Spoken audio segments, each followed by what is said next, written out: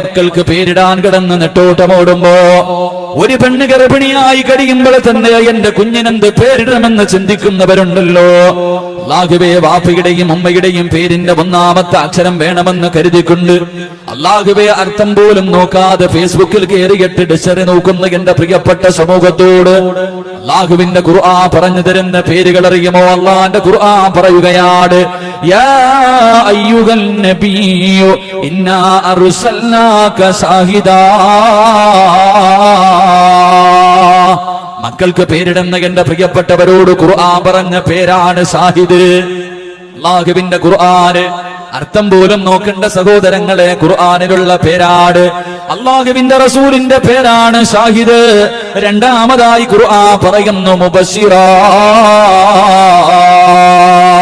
അല്ലാഹുവിന്റെ പ്രവാചകന്റെ പേരാണ് മുബശ്ശിർ. മൂന്നാമത് പറയുന്നു നദീർ. നാലാമതായിട്ട് അല്ലാഹുവിന്റെ ഖുർആൻ പറയുന്നു ദാഴി. അല്ലാഹുവിന്റെ ഖുർആൻ പറഞ്ഞ പേരാണ്. എന്റെ പ്രിയമുള്ളവരെ, അല്ലാഹുവിന്റെ ഖുർആൻ പറയുന്നു സിറാജം വ ഖമറം മുനീറാ. സിറാജ് എന്ന് പറയുന്നത് ഖുർആൻ പറഞ്ഞ പേരാണ്. ഖമർ എന്ന് പറയുന്നത് ഖുർആൻ പറഞ്ഞ പേരാണ്.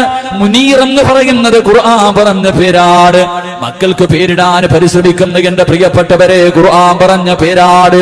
ഈ പറഞ്ഞ പേരുകളിൽ ഒരു പേര് കാണാ, മുബസ്സിറം വ നദീറാ. അല്ലാഹുവിന്റെ പ്രവാചകന്റെ പേരായിരുന്നു മുന്നറിയിപ്പുകാരന്, താക്കീത് നൽകുന്ന മനുഷ്യന്. എന്റെ പ്രിയമുള്ളവരെ, അല്ലാഹുവിന്റെ പ്രവാചകൻ നമുക്ക് താക്കീത് തന്ന ആളാണ്. മുന്നറിയിപ്പുകൾ പറഞ്ഞു തരാൻ കടന്നു വന്ന പ്രവാചകനാണ്. അഷ്റഫുൽ ഖൽഖ് നബി മുഹമ്മദ് മുസ്തഫ സല്ലല്ലാഹു അലൈഹി വസല്ലമ.